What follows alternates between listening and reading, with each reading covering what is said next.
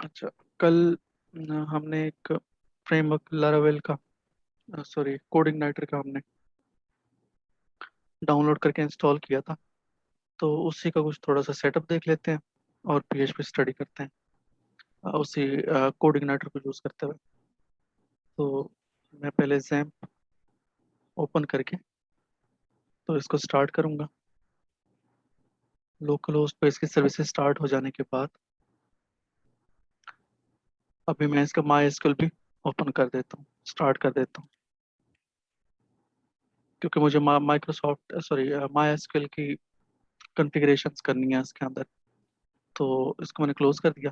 Close करने के बाद लोकल होस्ट पे मैं इसको लोकल होस्ट और हमारे प्रोजेक्ट का नाम जो भी था PRO प्रोजेक्ट, तो ये स्क्रीन हमारे पास ओपन हो गई। इसके अंदर जो भी लिखा हुआ है ये कैसे आ रहा है, इसको हम स्टडी करते हैं और इसको हम अपडेट करते हैं अपने उसमें जो व्यू है उसको हम खुद ट्राई करते हैं बनाने की। तो अगेन एक और सॉफ्टवेयर है, मैंने वैसे कल भी इसका थोड़ा सा जिक्र किया था, visual code, visual studio code. ये आपने डाउनलोड करना है। इसका लिंक आप जस्ट लिखेंगे विजुअल स्टूडियो कोड, तो डाउनलोड पे सबसे पहले ही यहाँ पे आपको मिल जाएगा। विंडोज़ वर्जन आप डाउनलोड करेंगे, मेरे ख्याल है आप तमाम का जो लैपटॉप है वो उसमें विंडोज़ 10 इंस्टॉल है या फिर 7 इंस्टॉल होगी, कोई फ़र्क नहीं पड़ता। आपने 64 बिट डाउनलोड करना है, यानी कि आपका जो ऑपरेटिंग सिस्टम वो अगर 64 बिट है तो 64 बिट, अदरवाइज 32 बिट डाउनलोड कर लें। अगर इस लिंक पे क्लिक करते हैं, यहाँ पे लिखा हुआ है विंडोज़, इस पे क्लिक करते हैं तो वो खुद ही डिसाइड कर लेगा कि आपकी विंडो 32 बिट है या 64 बिट है। आपको परेशान होने की ज़रूरत नहीं है।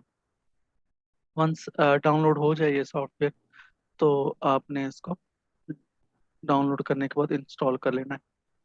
जो ही इस सॉफ्टवेयर को आप ओपन करोगे तो ये आपको इन्वायरमेंट प्रोवाइड करेगा ताकि आप कोडिंग कर सको। इस तरह का व्यू आएगा इसका वेलकम स्क्रीन पे, वेलकम पे। तो आपने अपना प्रोजेक्ट ओपन करना है, फाइल, ओपन फोल्डर पे क्लिक करना है, क्योंकि हमारा एक फोल्डर है जिसका नाम हमने प्रोजेक्ट रखा था, उस फोल्डर को हमने ओपन करना है, ओपन फोल्डर। और हमें वो फोल्डर पता होना चाहिए कहाँ पे है। लिहाजा मुझे तो मालूम है अपने कंप्यूटर का सी ड्राइव में, जैम्प के अंदर, टी डॉक्स में, और प्रोजेक्ट के नाम, उसके बाद प्रोजेक्ट। प्रोजेक्ट को डबल क्लिक करें और सिलेक्ट फोल्डर पे क्लिक करें। मजीद आपने आके अंदर नहीं जाना एप्लीकेशन और सिस्टम में, सिलेक्ट फोल्डर पे क्लिक करें। आपके पास ये दो, आपने दो फंक्शन रखे हुए, एक एप्लीकेशन का एक सिस्टम का। मेरे पास तो यूजर गाइड और बाकी जितने सारे हमको डल कर। आपने सिर्फ यूजर गाइड अगर डिलीट करनी है तो कर दें, बाकी कुछ डिलीट नहीं करना। मैं आपको दोबारा दिखा देता हूँ वो फोल्डर मेरे पास भी यहाँ पे। नहीं, रिकॉर्डिंग में कल था आपके पास, आपने यूजर गाइड उसमें से डल की थी, बाकी सारा रखा हुआ, लेकिन अब जो है ना, जो अब शो हो रहा है उसमें सिर्फ सिस्टम है और एप्लीकेशन है, बस इसके मैं पूछ रही थी हाँ आपने जी, डल कर। ऐसे ही है। मैंने कल कोड इग्नाइटर डाउनलोड किया था ना, मैं आपको दोबारा दिखा देता हूँ। कोड इग्नाइटर के अंदर कोड इग्नाइटर के अंदर 3 फोल्डर्स थे। तो इसको मैं डबल क्लिक करके ओपन करता हूँ जल्दी से। तो 3 फोल्डर्स हैं, एप्लीकेशन, सिस्टम, यूजर गाइड। मैंने यूजर गाइड डिलीट कर दिया था, बाकी सारा है इसको डिलीट नहीं करना आपने। सिर्फ यूजर गाइड का फोल्डर मैंने डिलीट कर दिया था। ठीक है। अच्छा, अब मैंने वो फोल्डर ओपन कर लिया यहाँ पे। तो अगर समझ नहीं आया मैं दोबारा से, क्योंकि दरमियान में आपका क्वेश्चन आ गया, क्लोज करते हैं इस फोल्डर को, क्लोज फोल्डर। ये सॉफ्टवेयर अगेन मैं दोबारा ओपन करता हूँ। मेरे ख्याल है आपको समझ में आ गया होगा किस तरह से इसको इंस्टॉल करना है। इंस्टॉल करने के बाद जस्ट आपने फाइल, ओपन फोल्डर पे क्लिक करना है, और ओपन फोल्डर में आपकी जो डायरेक्टरी है, जिस फोल्डर में आपने कोड इग्नाइटर रखा हुआ है, उसी फोल्डर को आपने लोकेट करना है जैम्प में। htdocs और प्रोजेक्ट में। जब इसको आप क्लिक कर लें प्रोजेक्ट के फोल्डर को, तो और कहीं आपने क्लिक नहीं करना, जस्ट सेलेक्ट फोल्डर पे क्लिक करना है। वंस सेलेक्ट फोल्डर हो जाए तो आपका ये प्रोजेक्ट, ऊपर देखें टॉप पे लिखा हुआ है, वो फोल्डर ओपन हो गया एक्सप्लोरर में। और उसमें दो फोल्डर्स आ रहे हैं, एप्लीकेशन का और दूसरा फोल्डर सिस्टम का है। तो अगर आप चाहें तो ये एक्सप्लोर क्लोज कर सकते हैं। यहाँ पे क्लिक करें तो ये ख़त्म हो जाएगा, अगेन क्लिक करें तो ये ओपन हो जाएगा। तो अगर ये ख़त्म भी हो जाए तो परेशान नहीं होना कि कहाँ गया वो, आपने जस्ट इसको फाइल को दोबारा क्लिक करना है तो एक्सप्लोरर विंडो आ जाएगी जिसमें आपका प्रोजेक्ट मौजूद है। इस एक्सप्लोरर विंडो के अंदर आप नई फाइल्स बना भी सकते हैं और डिलीट भी कर सकते हैं। ये सेम वैसे है जैसे आपका विंडोज़ का एक्सप्लोरर होता है, सिर्फ ग्राफिक्स इसकी चेंज है। नेक्स्ट आते हैं कि इसमें फोल्डर्स कल हमने कुछ स्टडी किए थे। पहला फोल्डर हमने कंट्रोलर का स्टडी किया था, यानी कि हम थोड़ा सा अगर उससे चले मॉडल में, MVC कल हमने पढ़ा था ना, तो एम मॉडल भी मौजूद है, वी से व्यूज भी मौजूद हैं और कंट्रोलर भी मौजूद है। यही तीन फोल्डर्स इंपॉर्टेंट हैं। इसके अलावा बाकी जितने भी फोल्डर्स हैं उनको हमने वन टाइम जस्ट कॉन्फ़िगरेशंस के लिए यूज़ करना है। वो कैसे, वो मैं आपको बता देता हूँ। जैसे कैशे का फोल्डर है, इसको आप कुछ भी नहीं कहेंगे, ये कैशे जो एक मरतबा पेज वेबसाइट पे ओपन हो जाता है या एक मरतबा पेज कंपाइल हो जाता है, उस कैशे में मौजूद रहता है। यानी कि उसका जो रिजल्ट है कंपाइल होने के बाद, उसका रिजल्ट कैशे में मौजूद रहता है। तो बार बार हमें कंपाइल नहीं करना पड़ता। कंपाइल क्या होता है कि जो सोर्स कोड है हमारे प्रोजेक्ट का, वो इंग्लिश लाइक वर्ड्स में लिखा होता है, उसको हम ये कंप्यूटर PHP उसको कन्वर्ट करती है HTML में। HTML के जितना भी कोड होगा वो कैशे में आ जाएगा। फॉर एग्जाम्पल अबाउट अस का आपने पेज क्रिएट किया, वो पहली मरतबा ओपन हो रहा है, तो अगर पहली मरतबा ओपन हो रहा है तो वो कंपाइल लाजमी होगा। कंपाइल हो जाने के बाद उसका जो रिजल्ट है कि वो किस तरह व्यू उसका होगा, कैसे नज़र आएगा, वो पूरे का पूरा पेज आके कैशे में स्टोर हो जाएगा। अब दूसरी मरतबा कोई भी अबाउट अस का पेज ओपन करना चाहे तो वो दोबारा कंपाइल नहीं होगा, वो इस कैशे से ही उठ जाएगा। मतलब उसका जो रिजल्ट, कंपाइल्ड रिजल्ट है, वो कैशे में पड़ा हुआ है, वहीं से ही वो वहां से कॉल हो जाएगा। तो ये सिस्टम खुद ही इसको मैनेज करता है, हमें मैनेज करने की ज़रूरत नहीं है। अगर कोई कॉन्फ़िगरेशन कैशे में करनी होगी वो हम बाद में करेंगे। अच्छा, फिर है कॉन्फ़िगरेशन का। कॉन्फ़िगरेशन में काफ़ी सारी फाइल्स मौजूद हैं। इस फोल्डर में काफ़ी सारी फाइल्स मौजूद हैं। जो देखने वाली है वो कॉन्फ़िग की फाइल है, config.php। ऑटो लोड को छोड़ दें, कॉन्स्टेंट्स को छोड़ दें अभी फिलहाल, तो config.php में आ जाते हैं। इसमें काफ़ी सारी ये ग्रीन लाइंस दी हुई हैं। अगर तो आपने ये विजुअल यानी कि स्टूडियो कोड डाउनलोड करके सॉफ्टवेयर ये प्रोजेक्ट ओपन किया तो ये लाइंस आपको ग्रीन नज़र आएंगी। मैं इस फाइल को अगेन दोबारा क्लिक करता हूँ तो ये ख़त्म हो जाएगी, ताकि मेरे पास कोड जो है ये बड़ा नज़र आए। तो अब इसके अगर ग्रीन लाइंस ख़त्म करना चाहें तो आप ख़त्म कर सकते हैं, अदरवाइज जस्ट ये लिखा हुआ है कि ये वेबसाइट का URL डिफाइन करने के लिए ये जगह, यानी कि पहली जो लाइन इसमें दी गई है वो है डिफाइन बेस पाथ और एग्जिट। ये आपकी वेबसाइट का जो बेस पाथ है, बेस पाथ क्या होता है, जैसे आपने ये वेबसाइट ओपन की, हमारी अपनी जो वेबसाइट है प्रोजेक्ट के नाम से, ये बेस पाथ कहलाता है। ठीक है, हमारी बेस पाथ क्या है, local host slash project. Project हमारा जो मतलब लैंडिंग पेज जहाँ से स्टार्ट होता है, जो फर्स्ट पेज स्टार्ट होता है वो इधर से स्टार्ट होता है। तो ये हमारा बेस पाथ हो जाएगा। इसको यहाँ पे नीचे डिफाइन करना होता है, जैसे कॉन्फ़िग में लिखा हुआ है बेस URL, इसमें मैं वो बेस पाथ पेस्ट कर देता हूँ। जो ही आप इस पे कोई चेंजेस करेंगे तो यहाँ पे 1 लिखा हुआ आ जाएगा।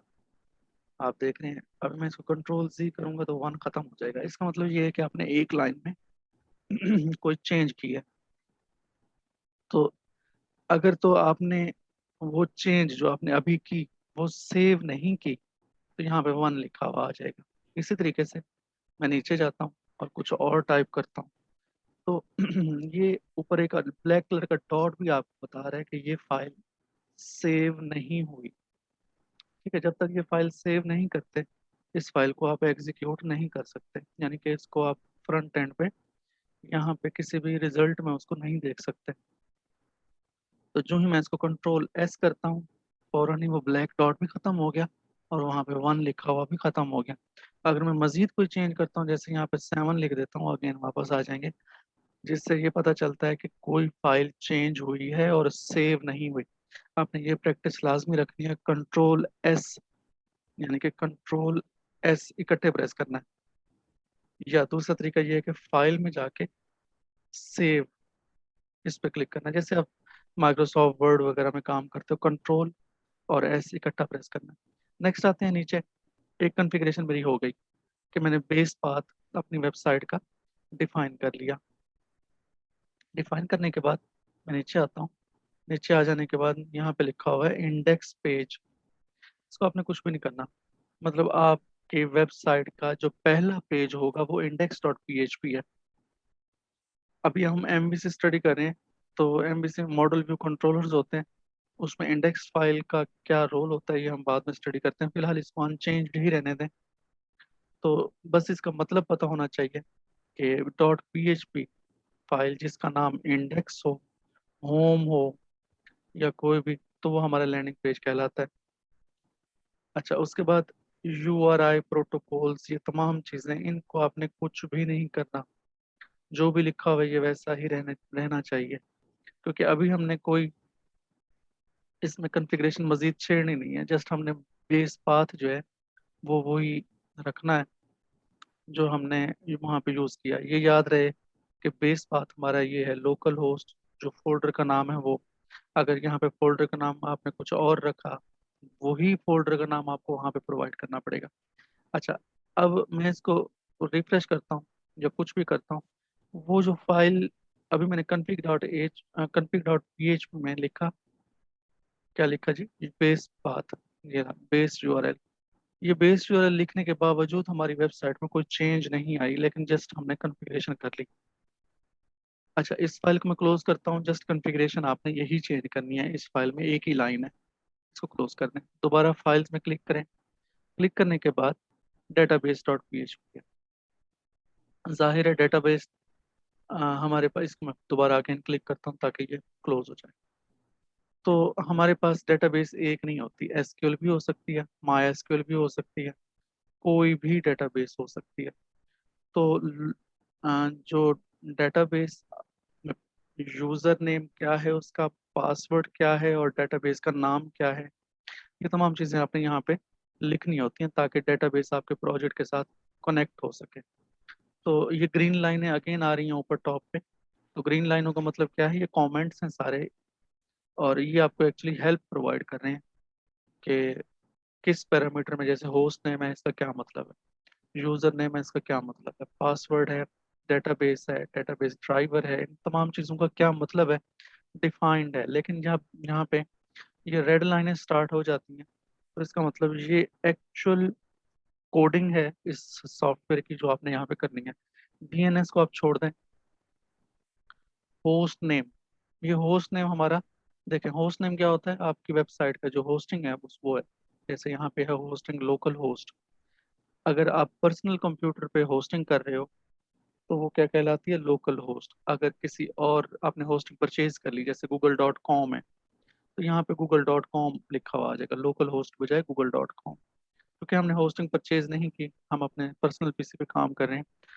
तो पर्सनल पीसी पे जैम्प सर्वर हमें ये फैसिलिटेट करता है कि लोकल होस्ट के थ्रू हम काम कर लें, यूजिंग लोकल होस्टिंग, ये हमारी होस्ट हो गई।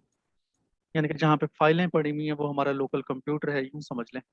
तो इसका क्या नाम है, लोकल होस्ट, ये ऐसे ही रहेगा। आगे वो पूछ रहा है कि क्योंकि आप डेटाबेस की कॉन्फ़िगरेशन कर रहे हो ना, तो डेटाबेस में डेटाबेस का यूजर नेम क्या है। जब आप माई यूज करते हो तो यूजर नेम इसका रूट होता है, ठीक है। यूजर नेम तमाम का सेम हो, इसको आप बाद में चेंज भी कर सकते हो, लेकिन बाय डिफॉल्ट जब आप जैम्प इंस्टॉल करते हो तो जैम्प सॉफ्टवेयर में जो जैम्प सर्वर है उसके अंदर हमारे पास यूजर नेम डेटाबेस का और रूट होता है। पासवर्ड कुछ भी नहीं होता इसमें, बाय डिफॉल्ट पासवर्ड कुछ भी नहीं होता। हाँ, डेटाबेस का नाम आप खुद बनाओगे। कैसे? हमने पहले भी बनाया, आप दोबारा सीख लेते हैं। मैं अगेन यहाँ पे लिखता हूँ लोकल होस्ट, लोकल होस्ट, और आगे लिखता हूँ PHP माई एडमिन।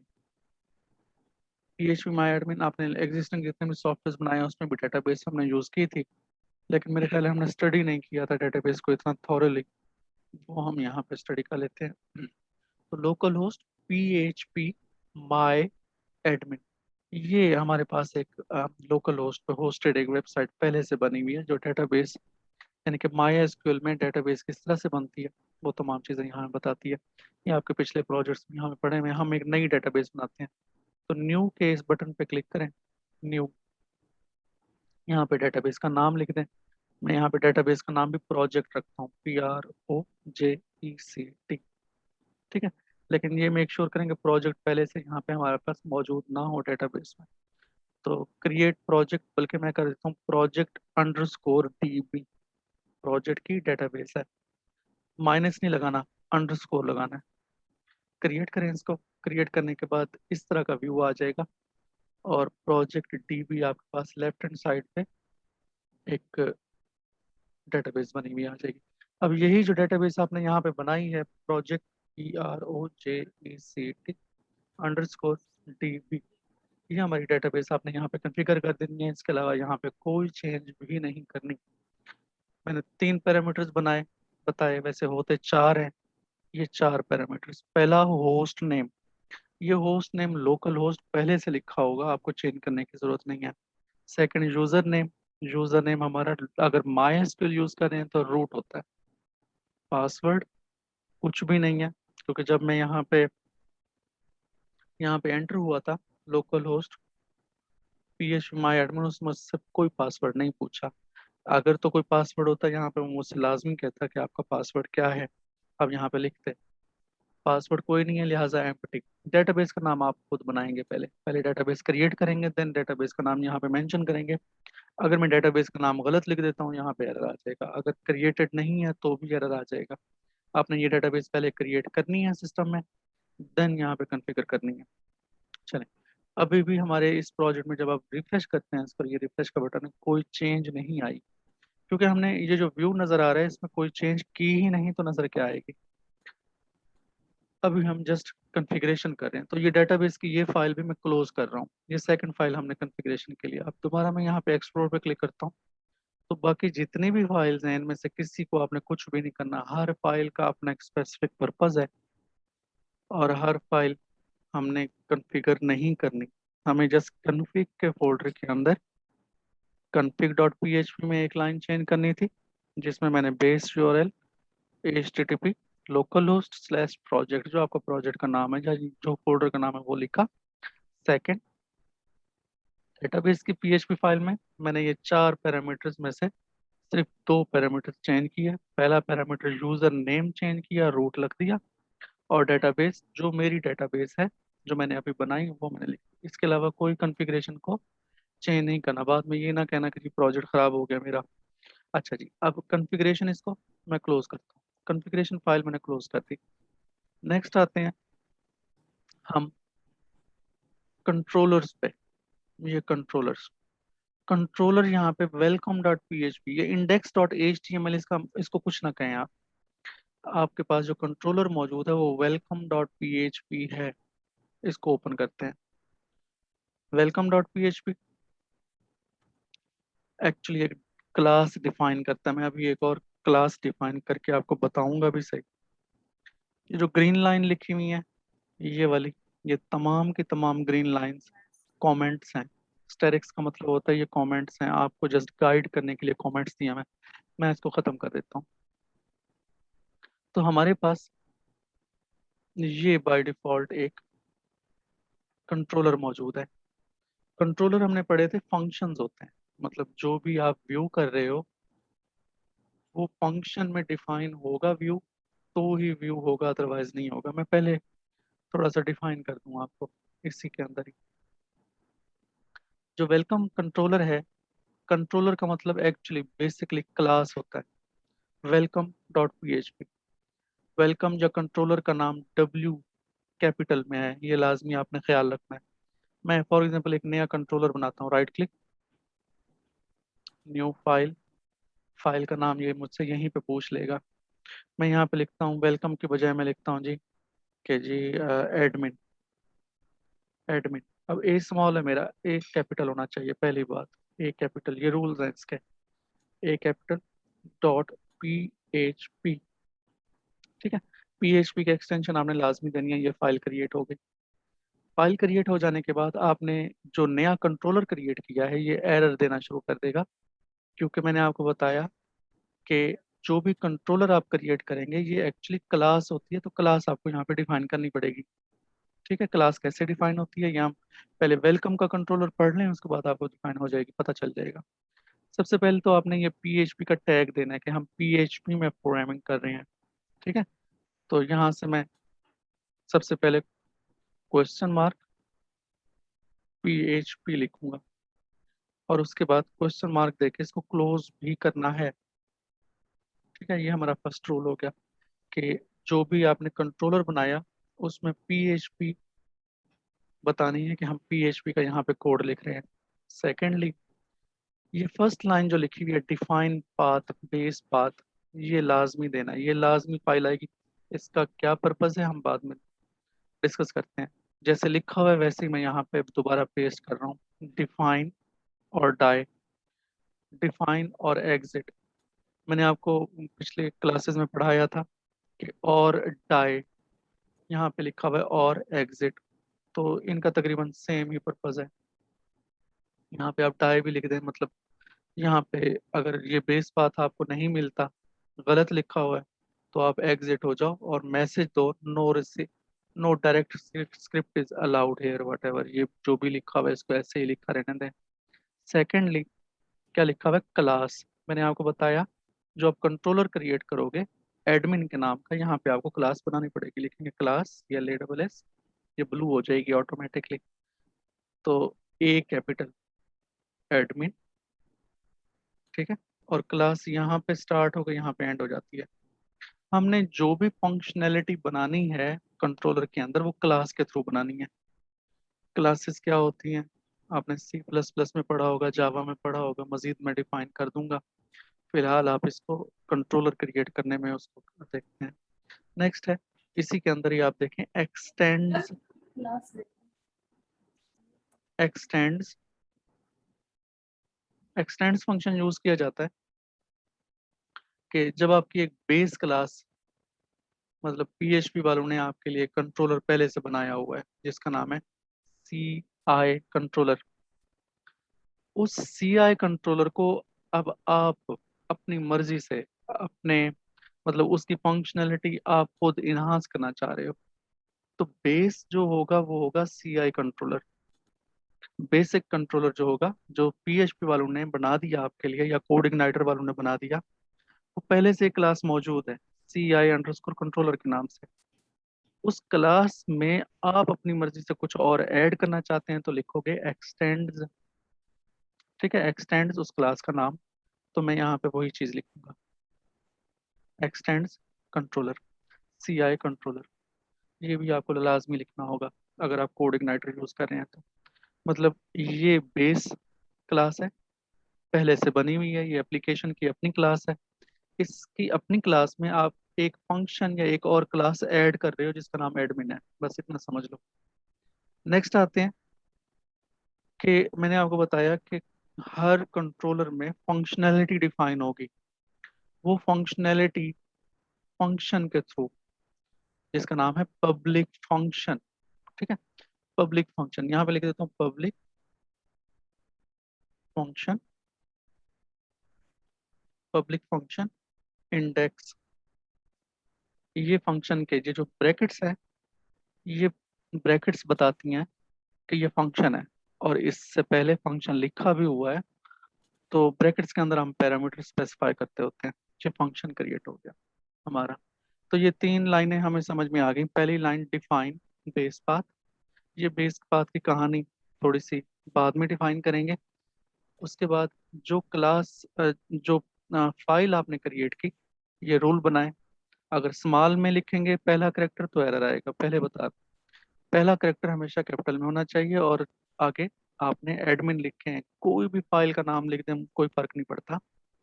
लेकिन जब आप क्लास कीवर्ड के आगे लिखेंगे तो जो फाइल का नाम है वही यहाँ पे क्लास का नाम होना चाहिए, चेंज नहीं होना चाहिए।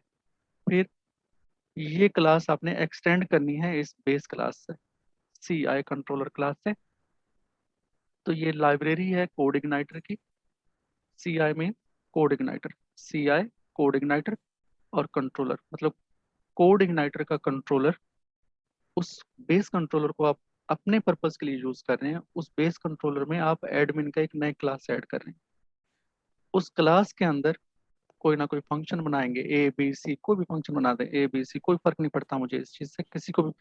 मैंने इंडेक्स का फंक्शन बनाया, पब्लिक फंक्शन इंडेक्स, और इसको मैं इको कर देता हूँ, इको वेलकम। वेलकम, ये मैंने, इको का क्या मतलब होता है कि कुछ लिख दो, प्रिंट कर दो। इको का मतलब होता है कुछ प्रिंट कर दो, और क्या प्रिंट करो, वेलकम। तो ये हमने कुछ ना कुछ आउटपुट पे दे दिया, प्रिंट करवा दिया। अब इसको ओपन कैसे करना है, इस चीज को हम, ये जो मैंने वेलकम लिखा ये कहाँ ओपन होगा, मैं वापस आता हूँ इस जगह पे। ये जो वेलकम कोड इग्नाइटर लिखा हुआ है, इसमें लिखा हुआ है कि एप्लीकेशन में व्यूज में वेलकम मैसेज डॉट पीएचपी है, जो ये जो भी आपको नजर आ रहा है ये इस व्यू में लिखा हुआ है। और जो कंट्रोलर इस व्यू को कॉल कर रहा है, मैंने आपको बताया था जब तक हम कॉल नहीं करते उस वक्त तक कंट्रोलर नहीं चलता। जैसे एप्लीकेशन के अंदर हमने यही किया ना, एप्लीकेशन में कंट्रोलर का फोल्डर है और उसमें वेलकम डॉट पीएचपी मौजूद है। तो अगर आप इसी को कॉपी कर लें और अपने प्रोजेक्ट के आगे इसको लिख दें, कंट्रोल वी, ठीक है, इसी को मैंने कॉपी किया नीचे वाले को। तो लिखा हुआ है प्रोजेक्ट में एप्लीकेशन का फोल्डर है, एप्लीकेशन में कंट्रोलर है और वेलकम। तो आप बेसिकली इस वेलकम कंट्रोलर को कॉल करते हो, ठीक है। कॉल होके, वो कॉल हो जाने के बाद उस कंट्रोलर में लिखा क्या हुआ है मैं आपको दिखाता हूँ। मैं एडमिन डॉट पीएचपी की कहानी बाद में देखता हूँ, मैं वेलकम को पहले देख लेता हूँ। देख, कंट्रोलर के अंदर मेरे पास वेलकम का ये पीएचपी फाइल मौजूद है, और पीएचपी फाइल उसी वेलकम की ही हमारे पास क्लास मौजूद है। जैसे मैंने बनाई वैसे ही यहाँ पे सिर्फ ये है कि वहाँ पे मैंने एडमिन लिखा था, यहाँ पे वेलकम है। और आगे ये लिखा हुआ है, मैंने वहाँ पे क्या किया था, एडमिन के अंदर इको करवा दिया था, यस प्रिंट करवा दो। लेकिन यहाँ पे कुछ और ही कहानी है। यहाँ पे वो कह रहे हैं दिस, दिस का मतलब होता है क्लास का नाम। जिस जिस क्लास में आप बैठे हुए हो ना, क्या नाम है क्लास का, वेलकम। दिस का मतलब ये होता है कि आप अपनी क्लास को ही कॉल कर रहे हो। अगर आप यहाँ पे वेलकम लिखते हो तो भी ठीक है। दिस का कीवर्ड यूज किया जाता है जिस क्लास में आप इस वक्त मौजूद हैं उसका नाम, वेलकम, ठीक है। आगे एरो लगा हुआ है, एरो का मतलब ये होता है कि आप किसी चीज को आगे कॉल कर रहे हो, डॉट लोड, ठीक है। दिस को कह रहे हो लोड करो, क्या लोड करो, व्यू जिसका नाम है वेलकम मैसेज। अब व्यू हमने पढ़े हुए हैं। कंट्रोलर ये कह रहा है कि जब आप इस कंट्रोलर को कॉल करो, वेलकम कंट्रोलर को कॉल करो, और इंडेक्स में, इंडेक्स लैंडिंग पेज कहलाता है, थोड़ा सा कॉम्प्लेक्स हो जाएगा, मैं इसको यहाँ पे दिखा देता हूँ आपको। ये है कॉपी, एप्लीकेशन, व्यूज, और ये जस्ट मैंने कॉपी पेस्ट किया। एप्लीकेशन मेरे ख्याल नहीं आएगा, व्यूज ये भी नहीं आ रहा, sorry।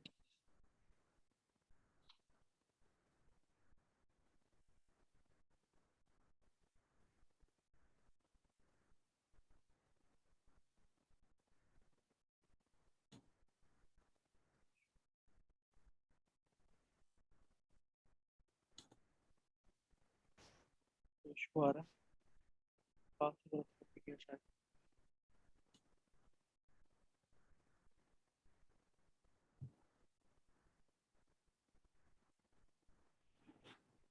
कहने का मतलब ये है कि बाय डिफॉल्ट जब मैं इस पे एंटर करता हूँ तो ये हमारे पास जो भी लिखा हुआ आ रहा है ये वेलकम का व्यू है। ये जो व्यू है वेलकम मैसेज डॉट पीएचपी, अब कैसे पता चलेगा, मैं वेलकम के कंट्रोलर में गया। कंट्रोलर में उसने लिखा हुआ है कि लोड करो व्यू को, और व्यू का नाम है वेलकम मैसेज। अब मैं व्यू के, ये जो वेलकम मैसेज है ये कहाँ पे डिफाइंड है?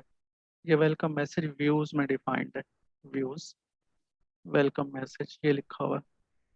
इसको मैं ओपन कर देता हूँ, आपको कुछ समझ नहीं आएगी। जस्ट आप एक काम करें, यहाँ पे सब डिलीट कर दें ताकि हम खुद लिखें। तो जो ही मैंने डिलीट किया, ये बेस पाथ अगेन आ गया। इसको आपने कुछ भी नहीं करना, जस्ट आप नीचे HTML लिखें। HTML आपको पता कैसे होती है? HTML and HTML and HTML के बाद हेड आता है।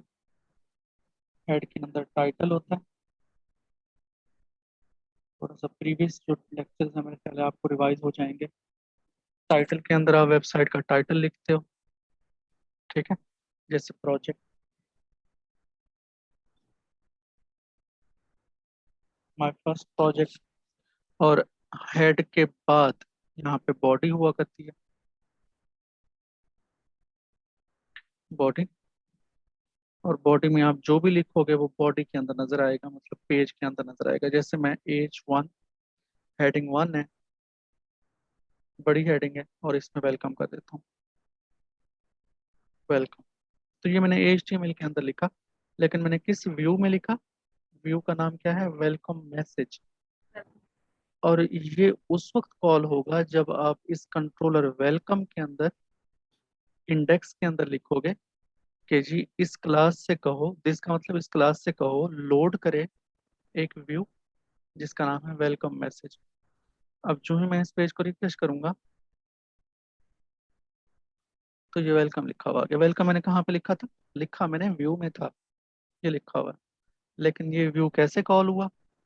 पहले कंट्रोलर कॉल होगा जिसका नाम इंडेक्स है, वेलकम इंडेक्स। ये कंट्रोलर कॉल होगा। कंट्रोलर ये कहेगा कि इस क्लास से ये कहेगा कि ये व्यू जो है ये कॉल कर दो।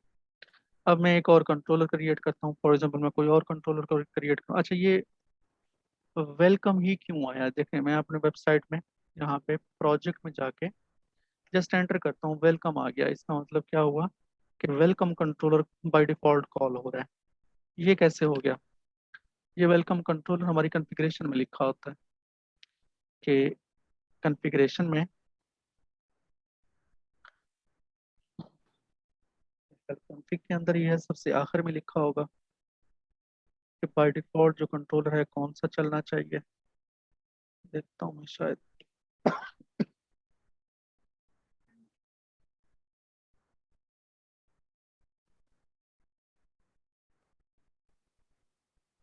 पे सर्च कर लेता हूँ। यहाँ पे लिखा कांस्टेंट में, देखते हैं कि किसी जगह लिखते हैं तो ही ये आता है, अदरवाइज नहीं आता। Database doc type index auto load में तो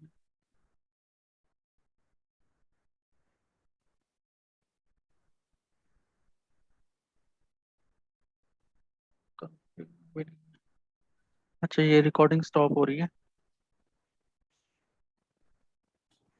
तो देखते हैं। रॉक्स तो नहीं, कॉन्फ़िगरेशन के किसी एक फाइल में लिखा होता है कि पहले वेल कहाँ जी, ये मिल गया मुझे। तो जल्दी से इस लेक्चर को क्लोज करते हैं। इस लेक्चर को क्लोज करते हैं कि जी वेलकम ही क्यों ओपन होता है कॉन्फ़िगरेशन में जाके। तो हमारे पास है राउट्स। राउट्स में लिखा हो कि वेलकम को कॉल करो, ठीक है। वेलकम कॉल करने के बजाय आप कुछ और भी कॉल हो। वेलकम क्या चीज़ है? ये लिखा हुआ है डिफॉल्ट कंट्रोलर वेलकम। अगर आप डिफॉल्ट कंट्रोलर के बजाय आप अपना कंट्रोलर लोड करना चाहते हो तो क्या करोगे?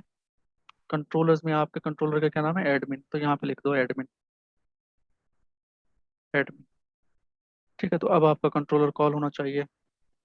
रिफ्रेश करते हैं अपने पेज को, ठीक है जी। ये वेलकम कहाँ से आ रहा है? अब ये वाला जो वेलकम है ये हमारे पास आ रहा है कंट्रोलर से। मैं आपको दिखा देता हूँ। कंट्रोलर हमारा कहाँ गया? कॉन्फ़िगरेशन, कॉन्फ़िगरेशन में ख़त्म कर लो, कंट्रोलर में एडमिन में, और वेलकम के बजाय मैं कुछ भी लिख देता हूँ इसमें।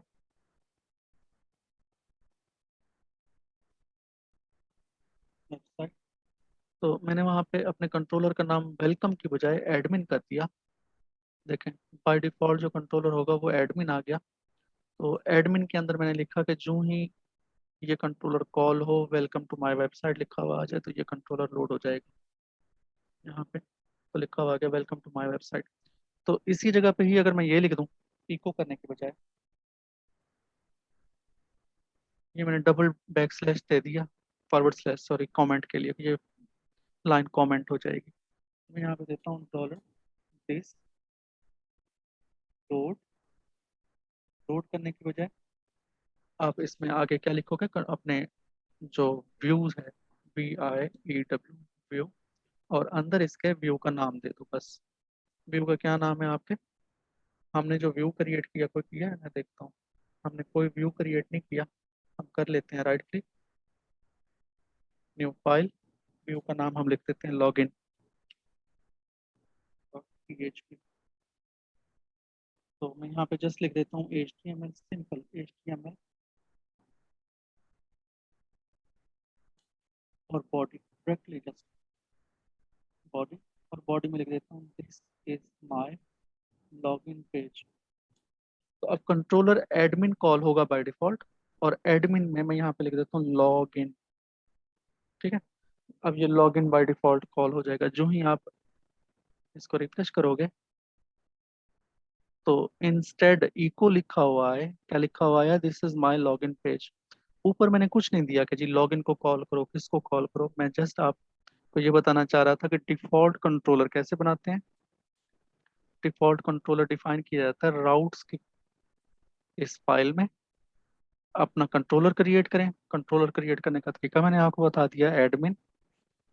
और एडमिन कंट्रोलर के अंदर आप कॉल कर लें व्यू को, कोई एक व्यू बना लें। व्यू हमेशा व्यू की डायरेक्टरी में बनेगी, कंट्रोलर हमेशा कंट्रोलर की डायरेक्टरी में बनेगा। आप इसके एक मरतबा प्रैक्टिस करें। अगर कोई चीज़ समझ नहीं आती मैं वहीं से समझा दूंगा आपको। कल इंशाल्लाह दोबारा लेक्चर हो जाएगा, लेकिन ट्राई करें कि जहाँ तक पढ़ाया वो कंप्लीट हो जाए। आपको एटलीस्ट इतना पता हो कि डेटाबेस के कैसे कॉन्फ़िगर करते हैं, राउट्स को कैसे कैसे हम डिफ़ॉल्ट राउट कॉल करते हैं। ये राउट्स का फुल डायरेक्टरी है, सॉरी फाइल है। कंट्रोलर के थ्रू जस्ट मैसेज कैसे प्रिंट करते हैं, ये मैंने मैसेज करवा दिया प्रिंट इको करवा के। फिर उसी कंट्रोलर के थ्रू व्यू को कैसे कॉल करते हैं और व्यू बनता कैसे है, ये बेसिक चीज़ें हैं। इसके अलावा जस्ट डेटाबेस की क्यूरीज हैं, और इसमें कुछ भी नहीं है। अगर आपको कंट्रोलर बनाना आ गया, कंट्रोलर के थ्रू व्यू को कॉल करना आ गया, हर चीज़ आपके लिए आसान हो जाएगी। अब यूँ समझे कि हमने कोर पढ़ लिया आज। ठीक है, आप इसको स्टडी करें। Thank you.